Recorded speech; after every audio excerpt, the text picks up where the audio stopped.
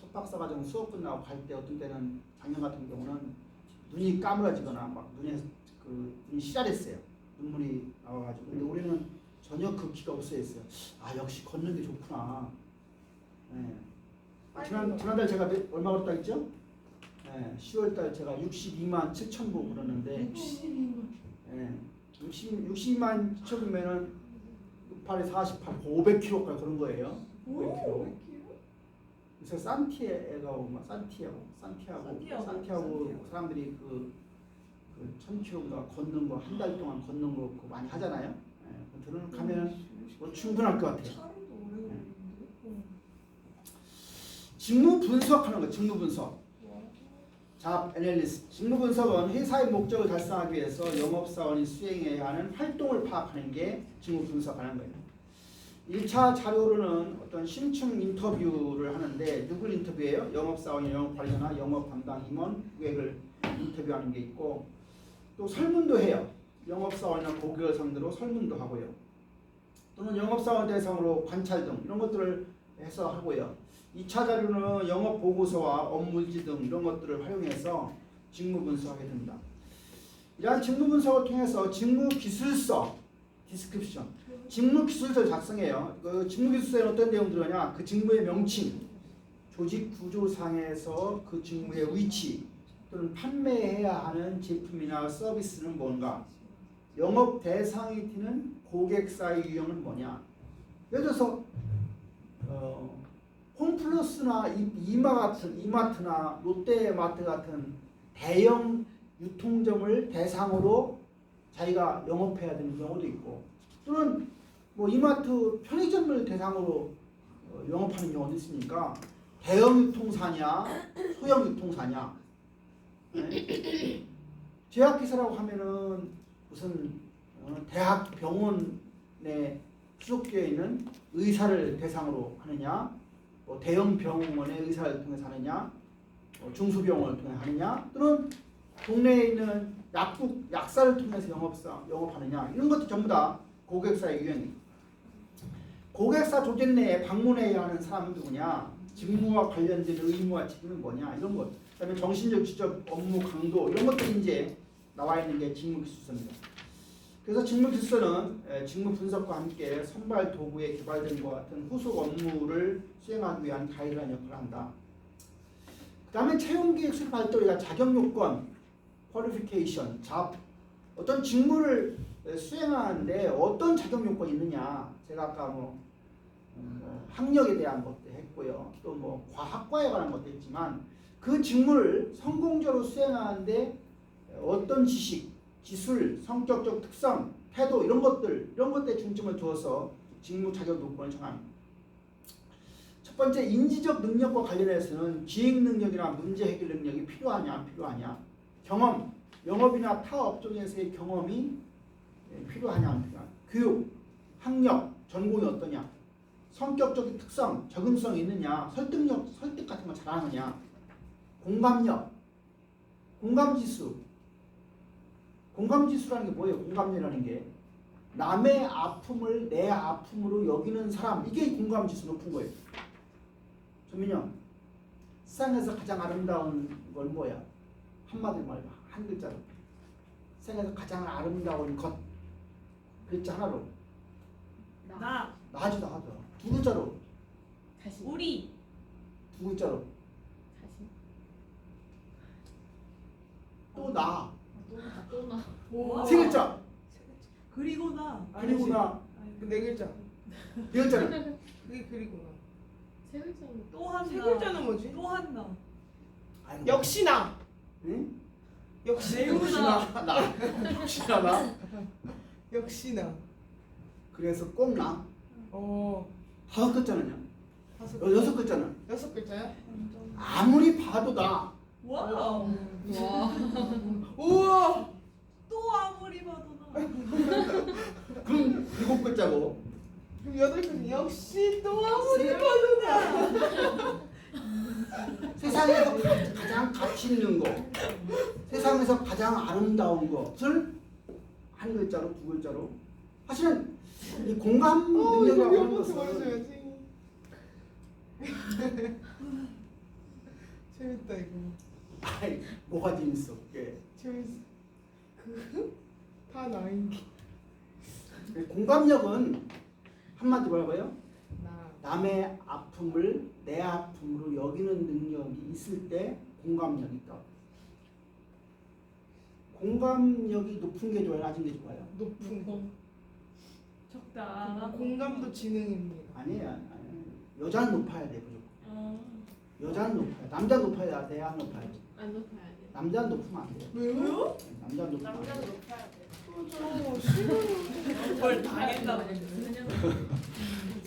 그 예를 들어서 남자가 예를 들어서 사냥을 해. 토끼하고 마주쳤어. 불쌍해서 죽여. 아 그렇네. 내가 토끼라면? 토끼 눈을 보면서 공감 능력이 높은 남자는요 못 잡아요. 아. 그래서 태생부터 원래 인간은 남자는 공감 능력이 높으면 능력이 떨어져요. 근데 세상이 좀 바뀐 거 있어요. 바뀌어서 그런데 여자들은 한 울타리 안에서 살아야 되기 때문에 공감 능력이 떨어지면 안 돼. 네. 신체적 체력, 용모, 매너, 체력은 뭐냐면 내가 남학생들한테 옛날에 그런 얘기 했는데 여학생을 사귀면 좋아하면 함께 계룡산을 가봐라. 그래서 2시간 만에 관음봉 꼭대기까지 같이 쫓아 올라가면 결혼을 하되 중간에 포기하고 안 올라가려고 하면 그 여자와 결혼하지 마라. 평생 왜요? 고생한다. 체력이 안 좋아서? 체력이 떨어지면요 그 능력이 떨어져요. 모든 부분에 가서 열심히 안 해요. 그 체력이라고 하는 것은 이 성취 욕구와 관련돼 있거든요. 산에 가보면 알아. 산에 가보면요 끝까지 올라가는 사람이 있고 중간에 포기하는 사람이 있어요. 올라갈 시작조차도 안 한다고 하는 사람이 있어요. 사실 체력은 능력이에요. 이게 길러지지 않으면 용모, 매너는 다른 말로 역지사지예요. 맞아. 매너는 내가 지난번에 언젠가 매너와 에티켓 차이 얘기했었죠. 네. 뭐였어요? 어떻게 차이했었죠? 매너와 에티켓의 차이가. 에티켓이 좀 더 작은 부류였나? 매너는 좋다 나쁘다라고 표현하고 에티켓은 있다 없다라고 한다. 화장실에 가서 노크 하는 건 뭐예요? 에티켓. 이거 노크 한번 문지르면 에티켓이 없네 그렇죠? 에티켓이 없네. 근데 두드리는데 주먹을 꽝꽝 쳐봐요. 뭐가 없는 거예요? 매너가 나쁜 거죠. 나쁜 거죠. 매너가 나쁜 거예요. 매너 나쁜 거예요. 내가 화장실에 가서 오줌을 넣고 있어요. 그러면 남학생이 없네. 남학생이 들어가가지고 인사해야 돼 안 해야 돼요? 아, 해야지. 인사해야 되는. 안녕하십니까? 해야 돼 안 해야 돼요? 안 해야 돼. 인간은 자기가 옷을 저기 입고 하면 그러니까 어떻게 해요? 안 해야 돼요. 그러면 목례하고 들어가면 돼요. 큰 수 치면 안 돼요. 놀래요. 목욕탕에서 상사를 만났어요. 저 인사해야 돼요 안 해야 돼요? 목매죠. 윤지훈 대중 목욕탕에 갔어. 근데 우리 여자 부장님이 저 앞에 계셔. 쫓아가서 인사해야 돼 안 해야 돼요? 그 목욕탕을 나가야 돼. 그냥 모르는 척. 모르는 척. 아, 목매야지, 목욕탕. 목매. 다른 목욕탕을 아니 가야 돼. 분이 마주치지 않으면 그냥 다른 한쪽 목욕탕. 조금 한쪽에 가서 하면 돼요. 그걸 잘한다고 쫓아가서 앞에 가서 오셨습니까? 야 있어요 없어요? 없는 걸. 또 그런 거 좋아하는 사람도 있어. 아니 끝나고 나와서 다 옷 다 갈아입은 상태에서야 정상적인 상태를 하지만 그러니까 그런 것들은 역지사지에 바꿔 생각하면 돼요. 바꿔서. 자격 요건은 직무 기술서에 대한 분석과 영업사원의 경력 분석 등을 통해 진행할 수 있다. 직무 기술서는 예를 들면 판매에 대한 지식의 수준, 체력 등의 자격 요건을 정하는 데 도움을 줄 수 있다. 영업사원의 경력을 분석해보면 선발 당시의 영업사원의 특성과 실제 영업 성과가 관련이 있는지 분석해서 자격 요건에 반영할 수 있다. 그래서 이런 영업사원 경력 분석하는 순서를 보면 1단계는 현재 및 과거 영업사원들의 리스트를 추출하고 영업사원에 대한 정보 수집하고 영업 성과에 대한 영업사원을 구분해보고 영업사원의 특성을 나열하고 그룹 간의 영업사원의 특성을 분석하는 절차를 거치한다. 이제 우리가 그 모집의 중요성, 왜 이제 결국은 지원자 모집이 중요하냐? 좋은 지원자가 없으면 좋은 영업사원을 선발할 수 없어요. 근데 좋은 지원자가 많게 하려면 어떻게 해야 되겠어요? 김민정, 좋은 지원자가 많게 하려면 어떻게 해야 돼요? 조건을 까다로. 응? 우리 회사가 좋아하는 게요. 월급도 많이 주고 근무 여건이 좋으면 어때요? 자연적으로 지원자가 많아요. 아 근데 그 회사 그 월급도 적고 상당히 뭐 강도는 세고 하면 와야 안 와요? 많이 안 와요.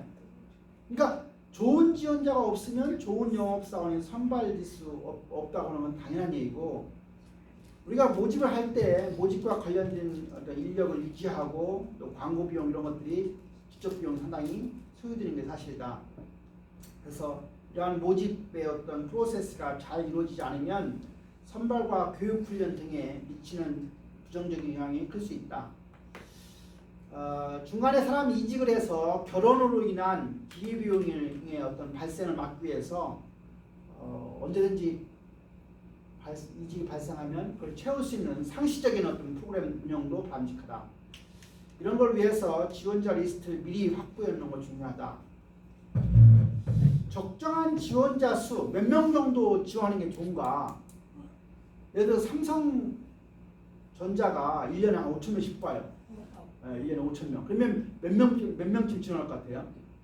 3만 명. 맞아. 몇 명쯤 시험 볼까? 원서를 내는 사람 몇 명쯤 될 것 같아요? 5천 명이면 5만 명. 10만 명이면 몇 대예요? 그 정도. 10만 명이면 몇 대예요? 20대인가요? 네. 네. 20대이죠. 네. 20대. 아마 10만 명 가까이 올 거예요. 네. 네. 엄청난 숫자가 몰래요. 엄청난 숫자가. 네. 그러면 뽑는 이제 거기 안에서 그 서류 들어온 것 중에서 서류 이제 분류를 하는데 그 인사부서에 있는 사람이 한 사람이 엄청난 숫자 읽어야 돼. 20만 명이면 한 사람이 만 명씩 담당할 수 있어. 20명이 하면 그렇잖아요. 너무 네? 만 명씩 하면 10명이 필요하죠. 5천자 하면 20명이 필요하죠. 그러니까 뭐 예를 들어서 10만 명이 온다 하면 한 2만 명 정도 시험 볼 수 있는 기회를 준다거나. 네. 2만 명은 시험 2만 명 더 보겠네요. 4만 명은 봐야 2만 명을 줄이고 2만 명에서 1차 면접에서 1만 명 줄이고 그 다음에 올라가서 저기니까. 네. 그래서 적정한 지원자 수는 R은 H를 S 곱하기 A로 나누어서 계산하는데, H는 선발 영업사원의 수를 갖다가 선발 확률에다가 지원자의 채용을 했을 때 사람들이 수용하는 확률, 그걸 곱해가지고 우리가 계산한다.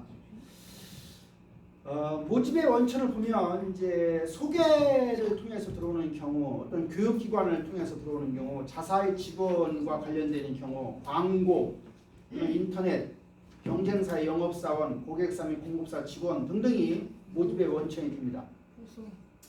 첫 번째 소개입니다.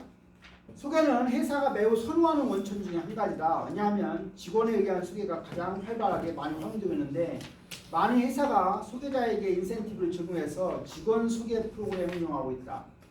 보험 회사 같은 경우에는 자기네 회사 영업사원이 다른 사람 소개하면 오히려 소개에 관련된 돈까지 주는 경우도 있어요. 소개는 많은 장점을 가지고 있지만 한꺼번에 많은 사람을 모집하기는 어려운 게 단점이다. 네오박스 안에 있는 글을 합창을 해보도록 하겠습니다. 시작. 우리나라의 보험업계에서 보험 설계사의 모집은 90% 이상이 기존 보험 설계사들의 소개를 통해 이루어진다.